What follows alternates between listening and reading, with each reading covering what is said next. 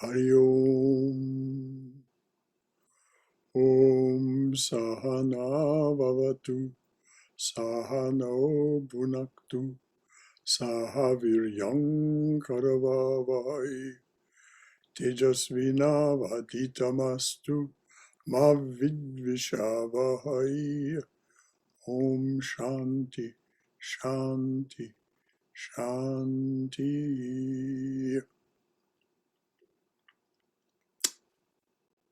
O dearly beloved Lord, may the Divine Being look over us lovingly as a mother and father.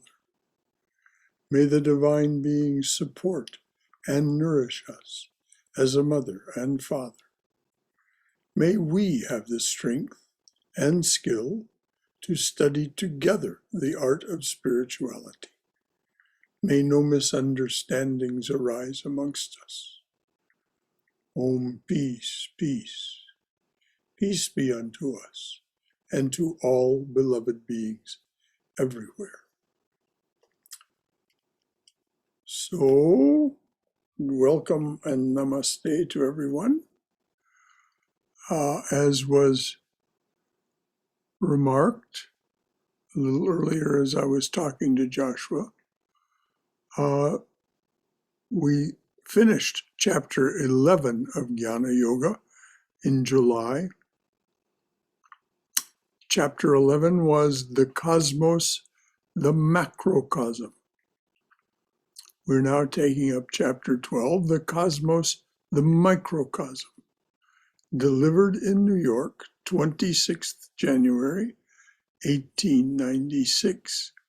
And I'll just remind everyone that about 6 months earlier, Swami Vivekananda had been in the state of Nirvikalpa Samadhi in Thousand Island Park in New York.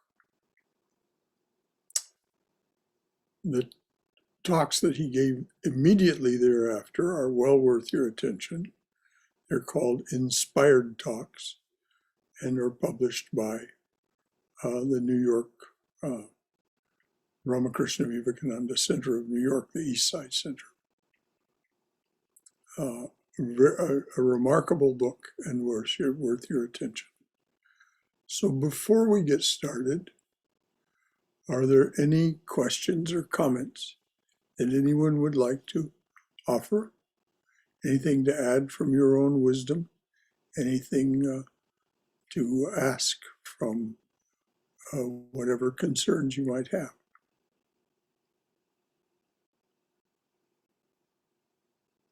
All right.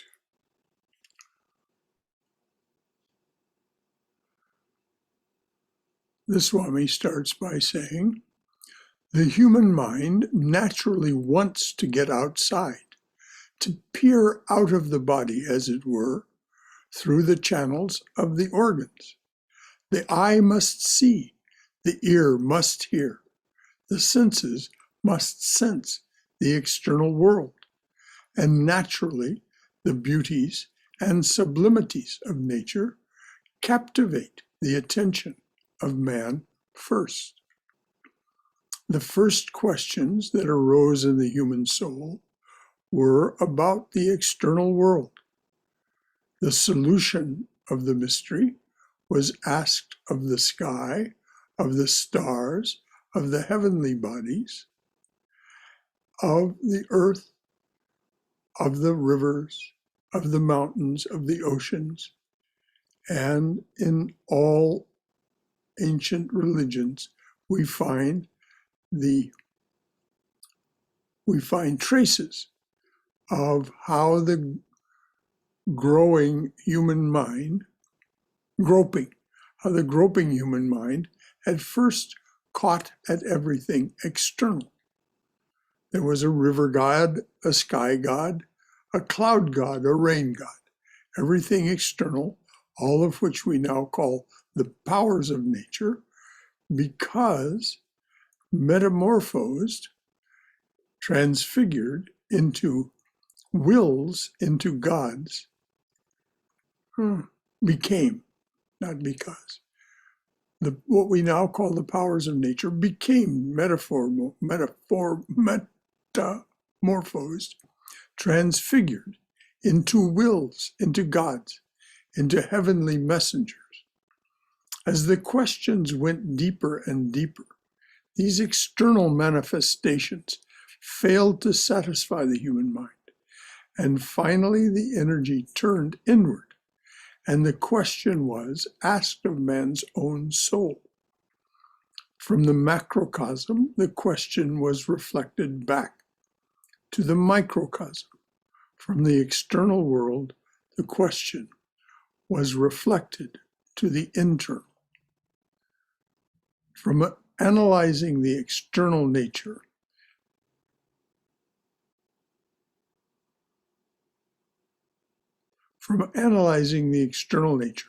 man is led to analyze the internal. This questioning of the internal man comes with a higher state of civilization, with a deeper insight into nature, with a higher state of growth. The subject of discussion this afternoon is this internal man. No question is so near and dear to man's heart as that of the internal man. How many millions of times, in how many countries has this question been asked? Sages and kings, rich and poor, saints and sinners, every man, every woman, all have from time to time asked this question. Is there nothing permanent in this evanescent human life? Is there nothing, they have asked, which does not die away when the body dies? Is there not something living when this frame crumbles into dust? Is there not something which survives the fire which burns the body into ashes?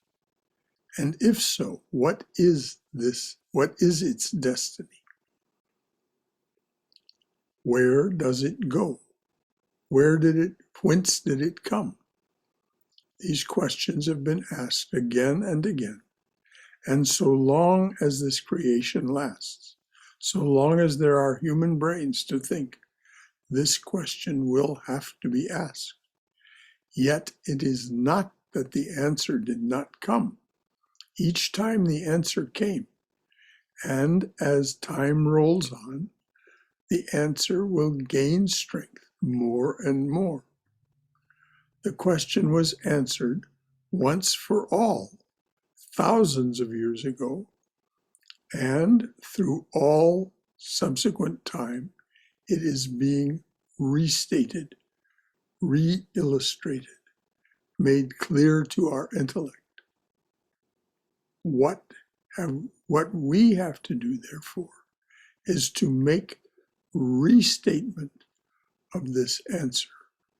What we have to do, therefore, is to make a restatement of this answer.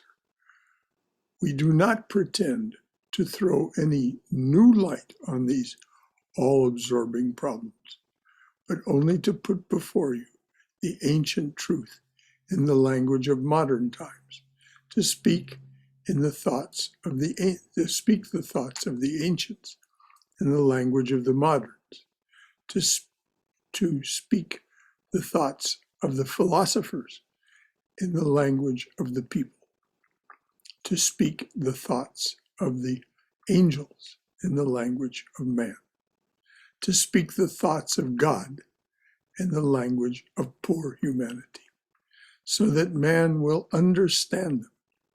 For the same divine essence from which the ideas emanated is ever present in man, and therefore he can always understand them.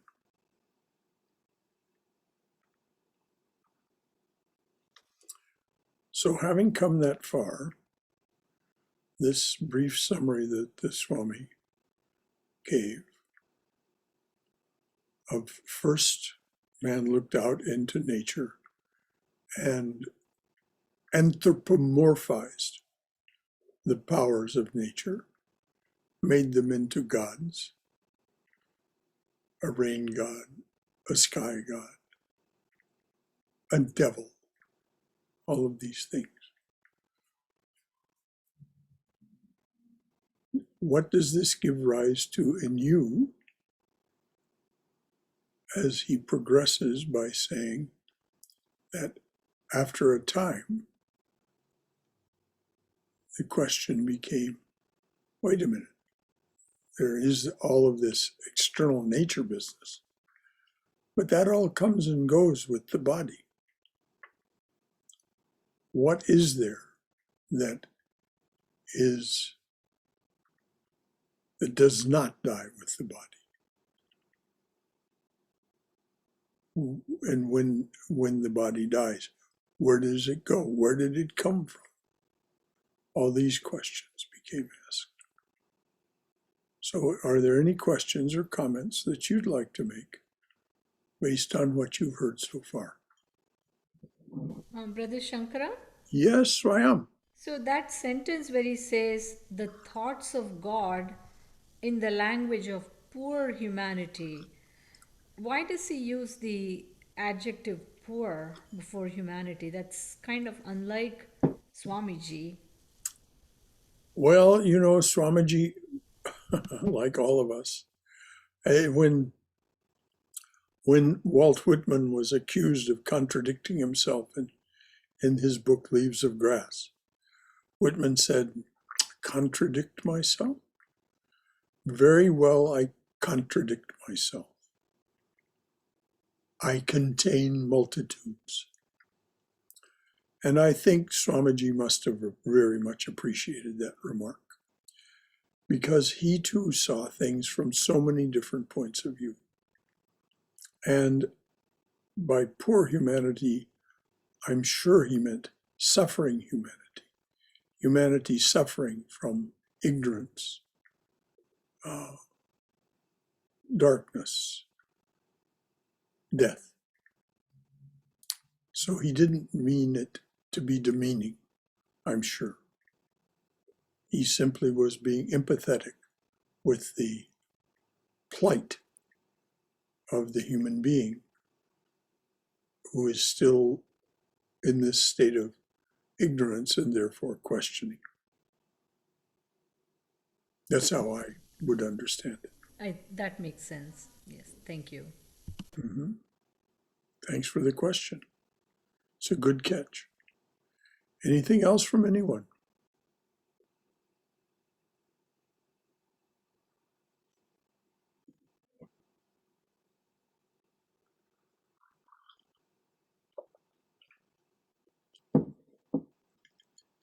Okay.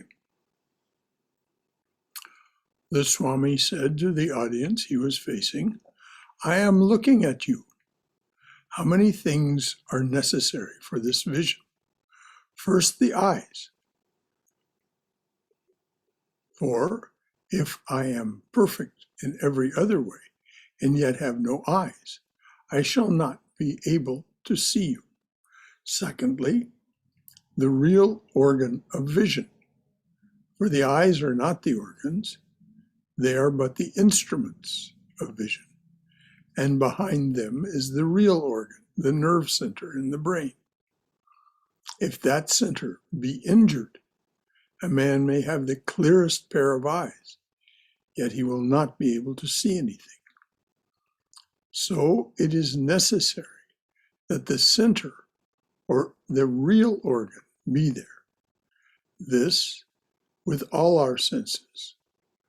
The external is but the instrument for carrying the vibration of sound inward to the center. Yet that is not sufficient. Suppose in your life, suppose in your library, you are intently reading a book, and the clock strikes, and yet you do not hear it. The sound is there. The pulsations in the air are there. The ear and the center are also there. And these vibrations have been carried through the ear to the center, and you do not hear it. And yet you do not hear it. What is wanting? The mind is not there. Thus we see that the third thing necessary is that the mind must be there. First, the external instruments, then the organs to which this external instrument will carry the sensation, and lastly, the organ itself must be joined to the mind. When the mind is not joined to the organ and the ear, may take the impression, and yet we shall not be conscious of it. The mind, too, is only the carrier. It has to carry the sensation still forward and present it to the intellect. The intellect is the determining faculty and decides upon what is brought and decides upon what is brought to it. Still, this is not sufficient. The intellect must carry it forward and present the whole thing before the ruler in the body, the human soul, the king on the throne. Before him this is presented, and then from him comes the order, what to do or what not to do.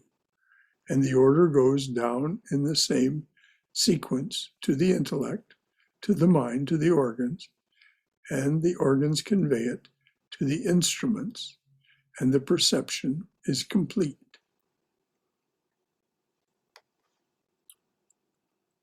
So does all that sequence that the Swami talked about make sense to you? Are you clear about it? Because if not, then what he's going to say next won't make sense to you. Brother Shankara, I do have a question. Yes, dear. So that last part, from the intellect to the ruler in the body, the soul, does that happen for everybody or only for those who are realized? No, for everyone. The Atman is present in everyone. That's what he means by the soul. It is to the Atman that this is presented, and from the Atman comes and this is why Krishna says in the Gita, the realized soul, the wise, it is their pleasure to obey the Atman and not let something obstruct it. This is one of the things that the Swami will address, is what obstructs our perfect realization. It's like Scrooge says after his night of awakening. He says to his clerk, Bob Cratchit, he says, "Oh, Bob, I have not taken leave of my senses. I have come to them." Because his fear and his doubt and the greed and anxiety that he had been a prisoner of before his awakening obstructed his ability to receive clearly the senses, what he was seeing, the self-evident, and what was appropriate to do as a result. And it is the Atman, and what Krishna refers to as obeying the Atman, that is the province of the awakened, the wise. But it happens with all of us. Is that clear? I think so. Well, if there's anything more, say it, because if it isn't clear to you, it probably isn't clear to others either. I guess from a practical point of view, Wait. What do you mean by practical? in the day-to-day actions. Yes? How do we know that it is being done not at the level of the intellect, but coming from the ruler? Well, most of us, as I said, ignore the ruler. We allow our habits, we allow our distractions, our habitual distractions, our habitual ways of being to obstruct. When we're very young, we hear the voice of our conscience, which is the Atman, clearly. But we see around us a world where, to use the word that you just used, that is impractical. So we learn to ignore our conscience. We learn to ignore the Atman, and we learn to deceive ourselves and others. And oh, how we suffer as a result. Because no longer is it clear to us how to be with that inner voice. And that's why that whole series of talks was done on Don Juan Matus and the book Journey to Ixtlan. Carlos Castaneda unlearned through the practices and principles of Don Juan all of this membership that he had been given. Are we bad and wrong for adopting that membership? How can we be bad and wrong? We were children when it was taught to us. The authorities in our lives, our parents, our teachers. Don't be so dreamy. Oh no, that friend that you know, that you see, that no one else can see, that isn't real. That's your imagination, as if that were a bad thing. And so the right brain dominant children, especially the right brain dominant children in today's culture, get hammered and bent out of shape. As Einstein said, the left mind, the mind of our habits and thoughts and ordinary thoughts, the left mind is the servant. The right mind is the genius. We have created a culture that worships the servant and ignores the genius. And so it isn't as if the Atman is not constantly speaking. There's no way for it, so to speak, to go to sleep. But we distract our attention. And this is why the Swami brought up this part about where is your mind? If your mind is not attentive to what is self-evident before you, but is immersed in its habits and distractions. We all know the distractions: attachment, aversion, and there are many, fear, doubt, all these things. That's why I tell everyone it's so instructive to watch that movie about the awakening of Scrooge, particularly the 1951 black and white version starring Alistair Sim. It is so clear about what it is that has imprisoned him and what he has been freed from. And he says, I'm not the man I was. I'm not the man I was. I don't know anything. I never did know anything. All those things that he thought were true, in other words, all those fears he had of the world and doubts about.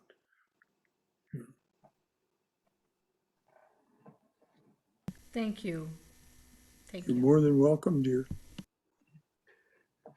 Brother Shankara, hi, this is Somesh. Hello there, Samesh. Good to see you. Yeah, same here.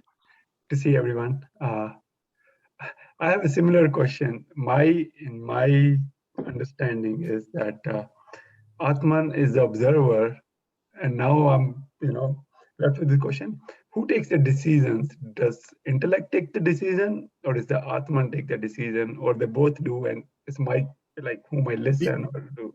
the, I'm confused. the intellect determines what is so and presents it to the Atman. The Atman has two aspects. The Atman as the observer is Nirguna Atman, or to use the more broad term, Nirguna Brahman. The Atman as the voice of our conscience and that which Krishna speaks of as the Atman which the wise are pleased to obey is Saguna Atman, the Atman or Brahman with attributes. One of the attributes is interaction with us. There is the changeless, infinite, eternal aspect of ourselves as the Atman. And then there is the Atman in vibrational form, Saguna. The gunas are vibrations, lower to higher. And so Saguna Atman is the one that, as the Swami just said, that will give us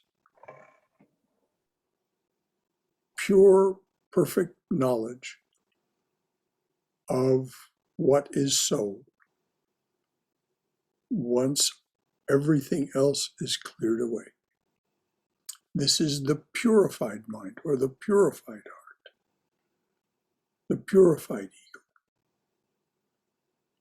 So Atman has these two aspects, as all of reality does. This is all Brahman, but Brahman in two aspects. That infinite, eternal, changeless Brahman, which has as its power that which the Swami Vivekananda has called Maya, its power of manifestation and creation. The instruments are vibration. The three vibrations from lowest to highest are the Tamoguna, the Rajoguna, and the Sattva-guna, higher forms of vibration.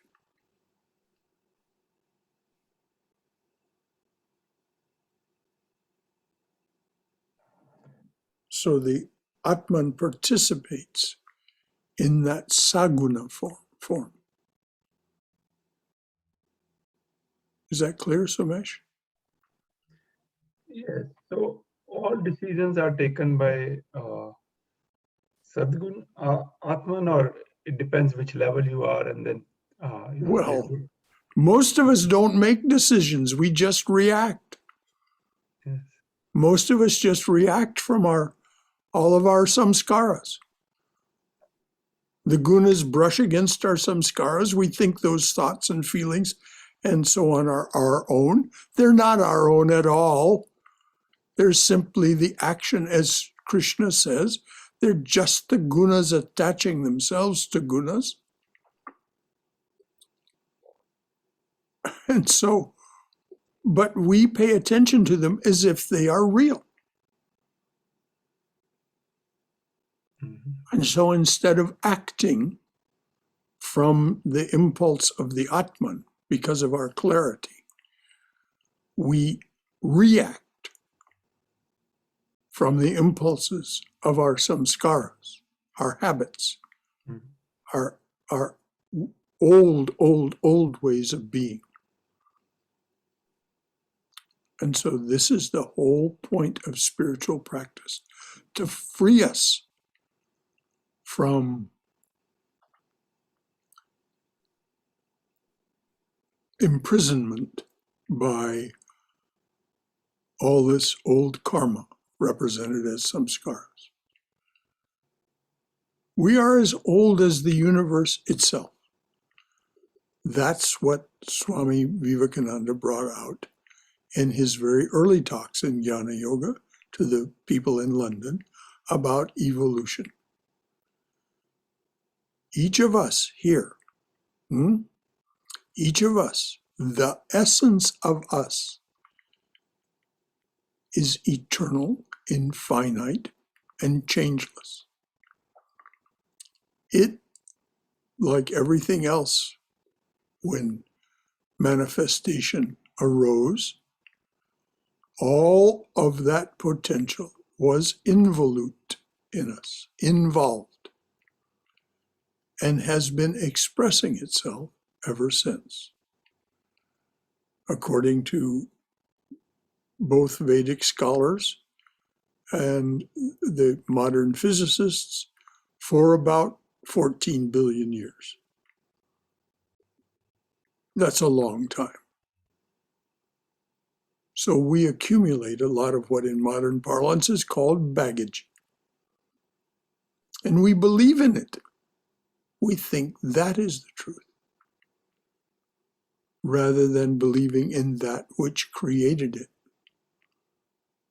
and that which will allow us to be like an expert dancer, as Sri Ramakrishna says, who cannot put a foot wrong because we so perfectly and clearly obey the Atman. And it isn't as if the Atman is somewhere else. The Atman is right here. And that's what we discover through contemplation, concentration, and meditation. I'm very glad you brought that up, Sumesh.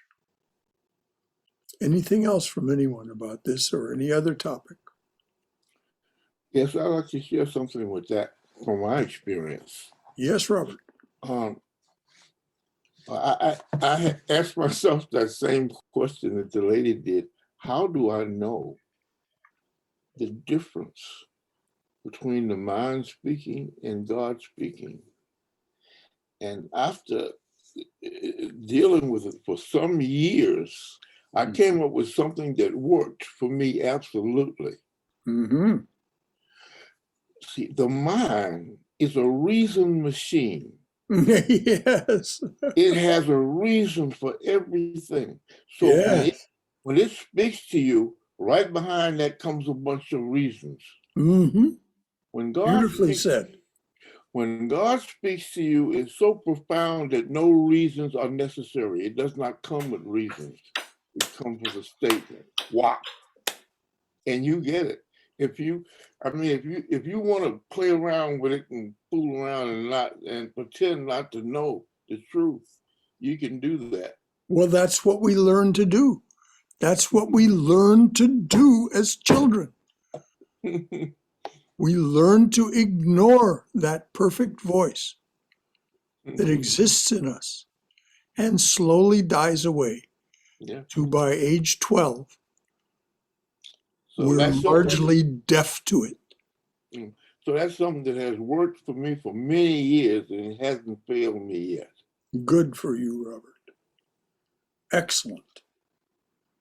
Let those who have ears to hear.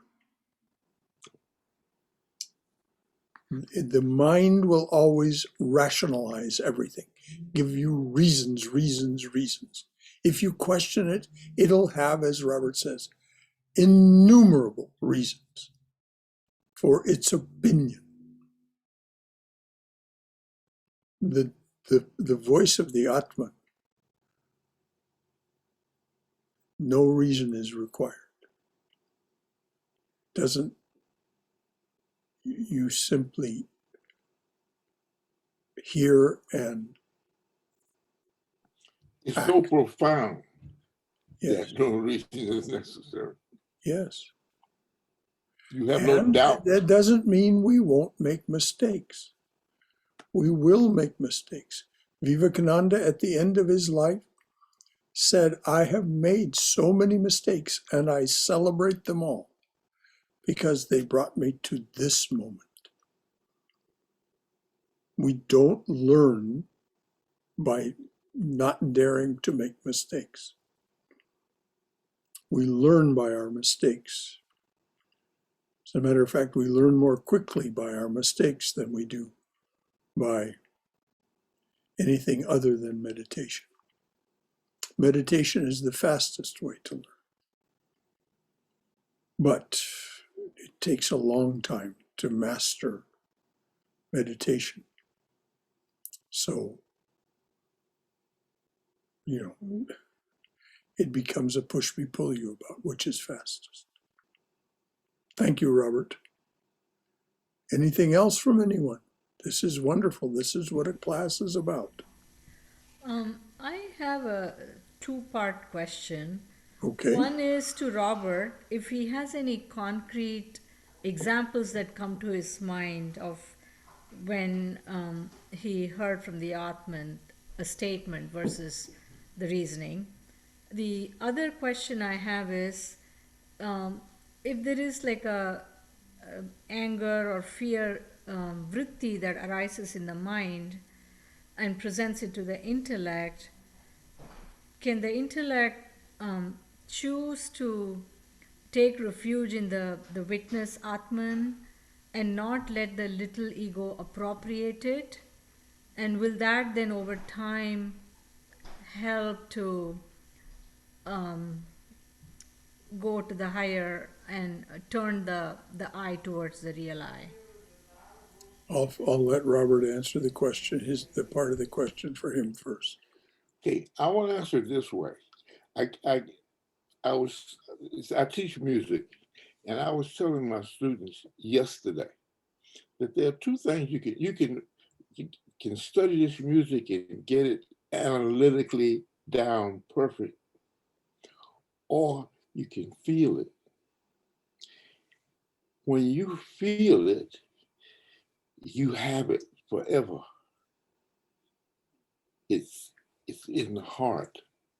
It's just, and when you get an answer for a question or a statement that comes from God, it's here. It's not here.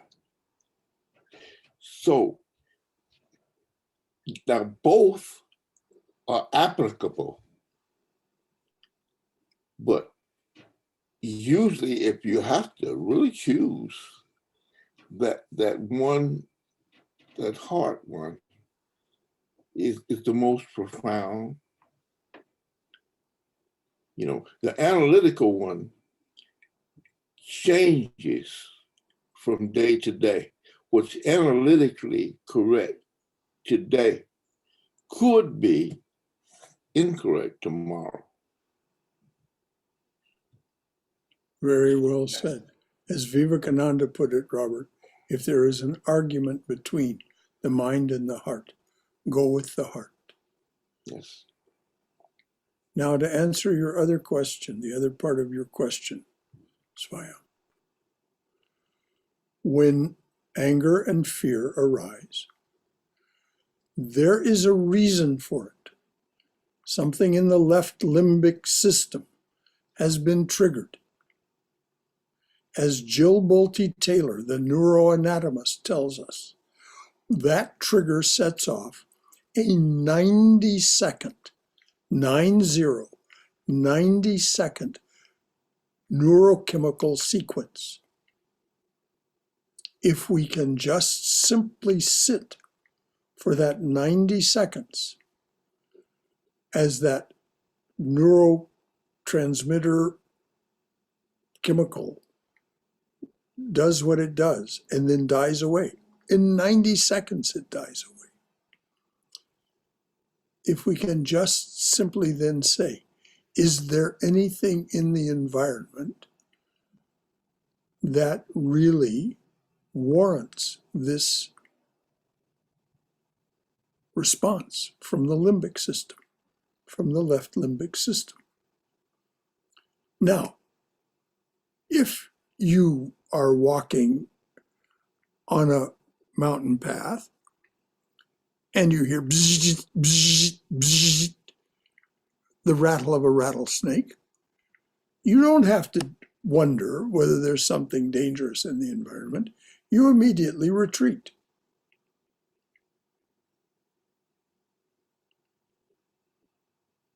But oftentimes and again, this is why I say it's so instructive to watch that movie about Scrooge, because his left limbic system is triggered by people trying to be close to him. Because of his bad experiences in the past about getting close to people. And so he drives them away immediately. Doesn't wait to see if there's anything really there. So these vrittis that you're talking about, we have that reptilian brain, that left limbic system, for protection. It serves its purpose. But it is only one of 4 parts of the brain, not to mention that which is behind the brain. So the left limbic system and the things that are generated by it, its neurochemical alerts, if we can just... My grandfather, who was from the hills of West Virginia, had a lot of folk sayings. And one of them was, if you get angry, before you do anything, count to 100. Now, that is a perfect match for Jill Bolte Taylor's scientific discovery that the neurochemical alert that goes off in our brains, in our nervous system, persists for 90 seconds. So does that get it, Swam? Yes, very well. Thank you. Anything else? Thank you, Robert. Yeah, thank you, Robert. And you know, musicians know this so well about when you get it, when you get the music, when you feel the music, because they perform with others.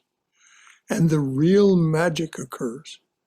The real magic occurs when they all get it together.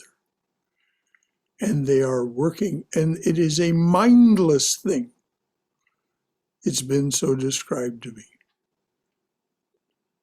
Very early on in the 1960s, I heard the Modern Jazz Quartet. And because of they were not yet famous as they became. So I was able to talk to them. And I said, what is it that happens with you guys? And the way that it was said was, somehow we all get in the zone. And that's exactly what Robert was talking about. So anything else? This is exactly what this class is about. Thank you for all of you. And those of you who are asking questions and those of you who are not. Your energy is pouring into this, regardless of whether you're speaking up or not. So it isn't like the people who speak up are the good people and those who don't are not. No, it's all the energy. We are one being behind the screen. And so this energy that is pouring into this is all of our energies. Brother Shankara, I have a small comment about myself. When I react to something impulsively, that is my mind speaking, not checking with the Atman. This is the litmus test for myself. When I respond to it slowly, that means it is coming from my Atman, because I have slowed down, I evaluated the situation, and then I responded. That is when truly Atman is talking, responding, no reaction. And isn't Robert so right that Exactly. that feeling of doing it slowly, it is a feeling, it is not a thought. That's And it exactly. doesn't have all these reasoned ways of explaining itself and why you should be involved with it. That's right.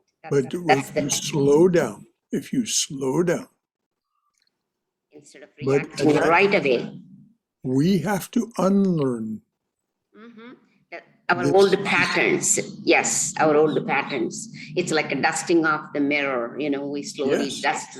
take the dust off of our toxins on the Atman, then we can clearly see through meditation. That is possible through Right. meditation. Over the years, as you do it, then you stop reacting to things. Then you start responding in a slower, more methodical manner. Then you are in peace, others are in peace too.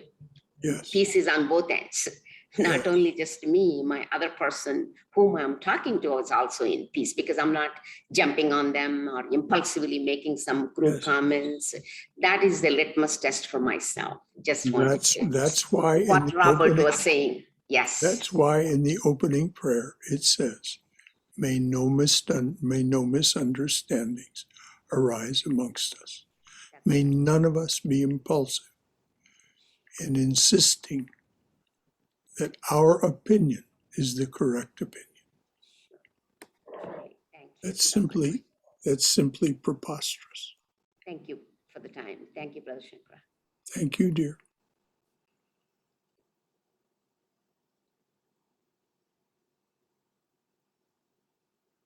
Okay, reading on from what the Swami said.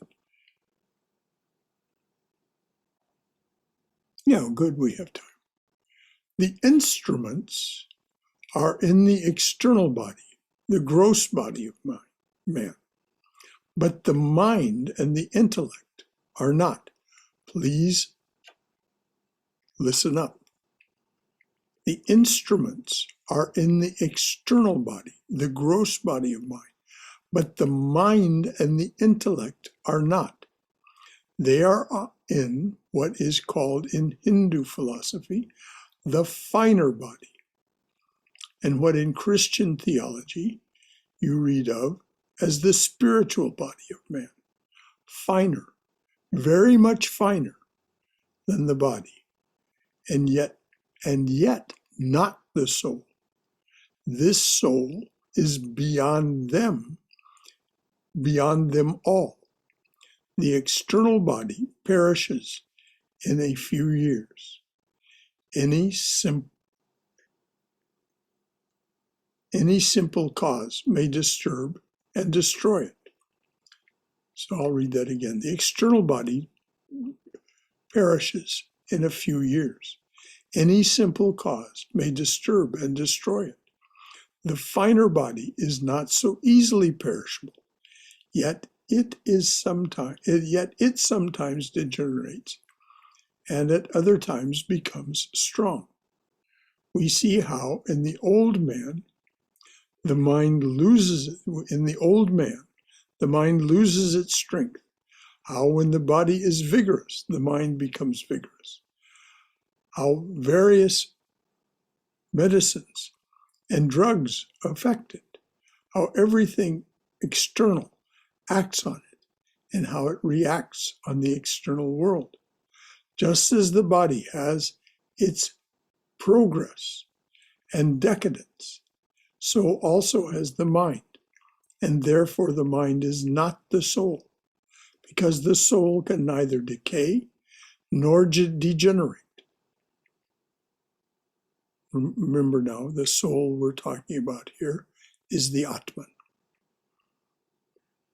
And Sri Krishna explains very, very carefully, if you want a full explanation of what the Swami is talking about, Read chapters 2 and 3 of the Gita.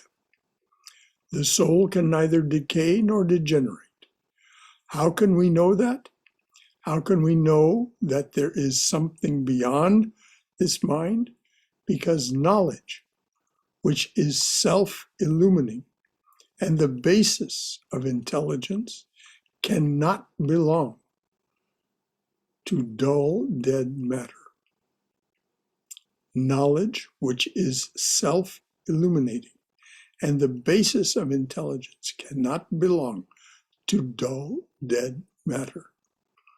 Never was seen any gross matter which had intelligence as its own essence.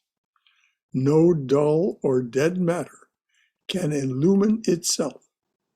It is intelligence that illumines all matter. This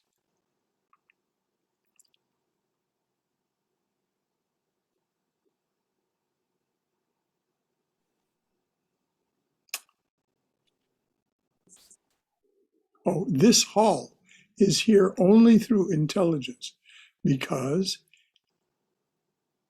as a hall, its existence would be unknown unless some intelligence built it. This body is not self-luminous.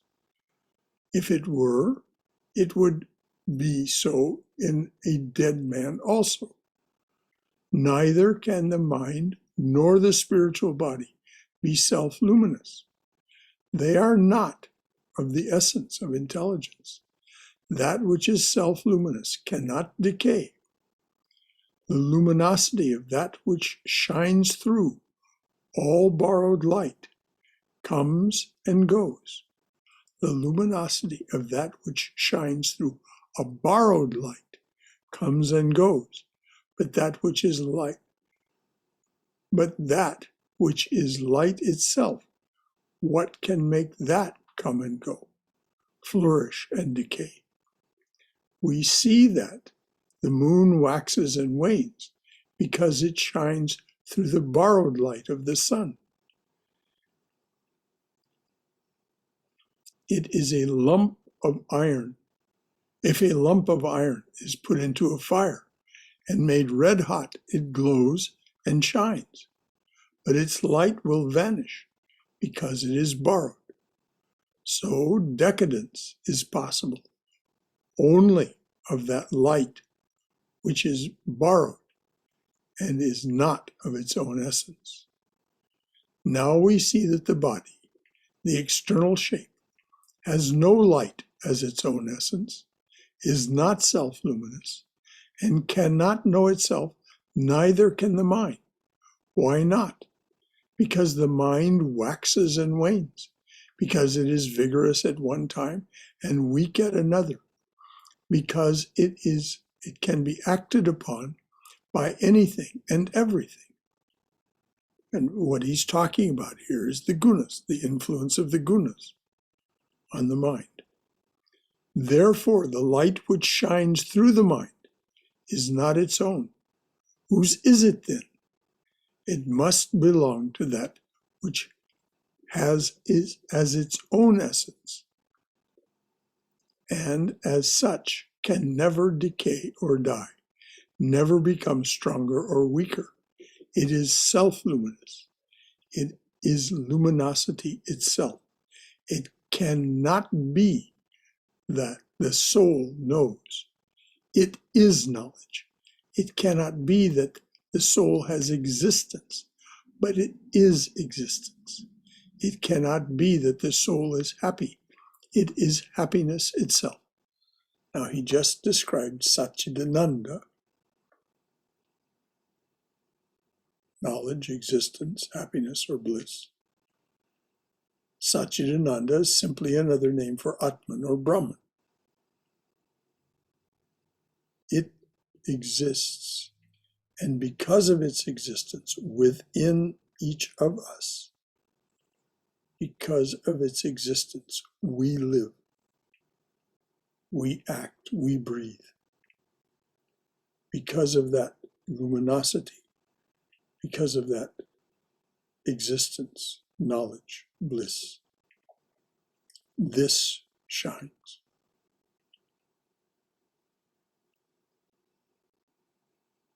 And that nirguna aspect of this is what is behind everything. So before we go on, are there any questions about what the Swami has said? Or any comments you want to make about your own wisdom or experience of this?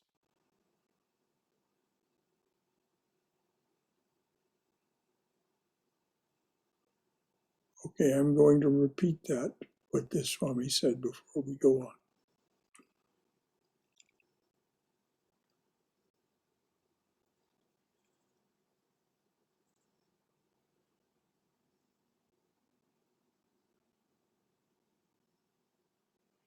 It must belong, that is, whose luminosity is it then? It must belong to that which has its own essence, and as such can never decay or die, never become stronger or weaker.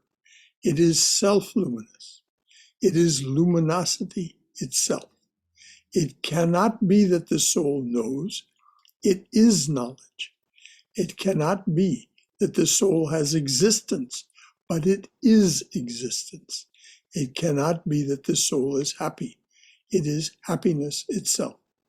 That which is happy has borrowed its happiness. That which has knowledge has received its knowledge.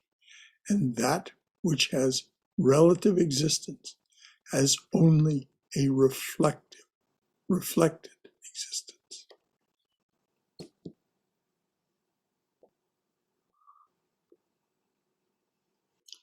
Okay, there's just a few minutes left. It's 8:57. So, any final comments, questions, concerns? We'll pick it up here next week.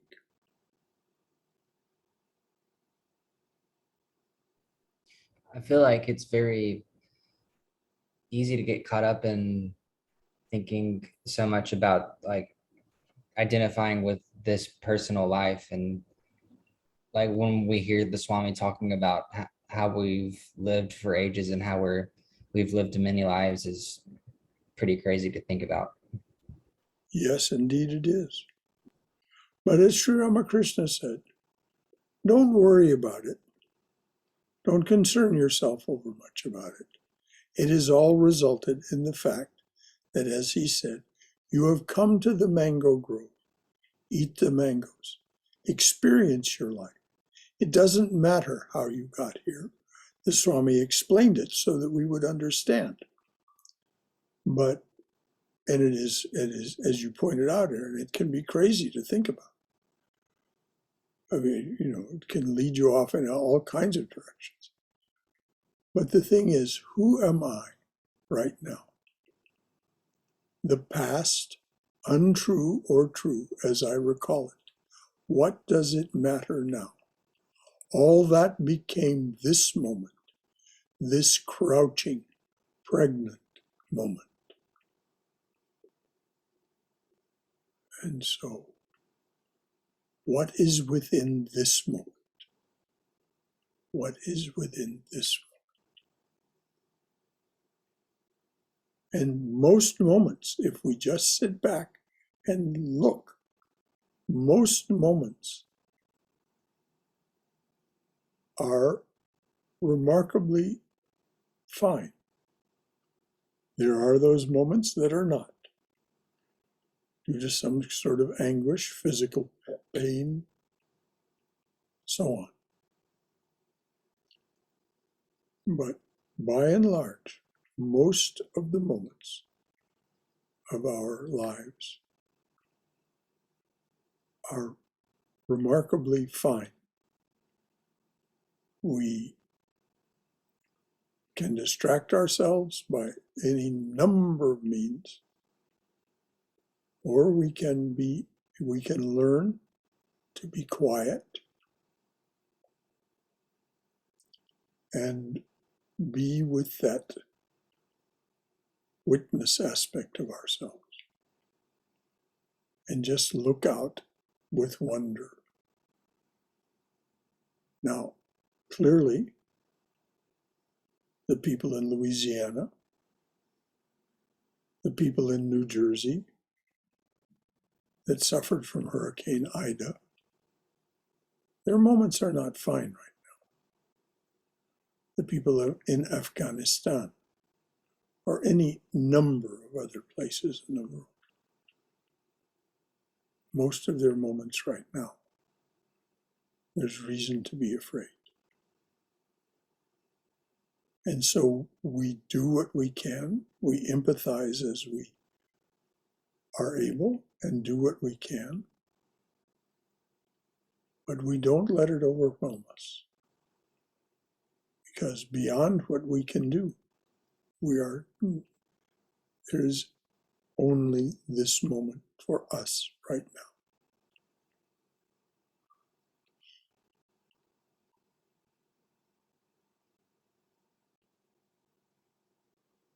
All right, my dears. Oh, dearly beloved Lord, a flower at your feet for each one who comes to your open door. A flower at your feet for each one who stands by your open door and says, come to me, offering to break this world's chain that binds us down to ignorance, suffering, and death. A flower at your feet for each one who takes the path that you have struck through this, your jungle world. Om, Amen. Shanti, Shanti, Shanti. Peace, peace. Peace be unto us and to all beloved beings everywhere.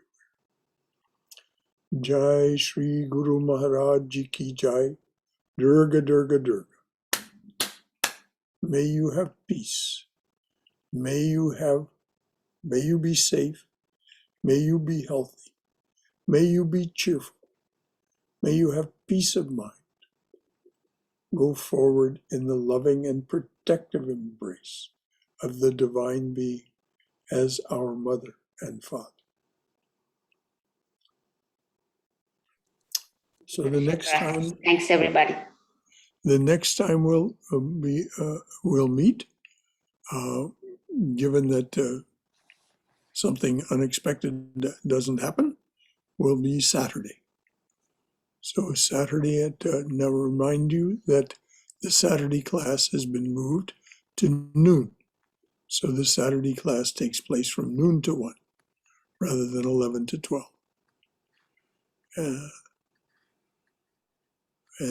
So then on Sunday, it'll be Waking from Maya's Spell Part 2. We got just part way through what needed or wanted to be said last Sunday. So we'll go on from where we were, so to speak.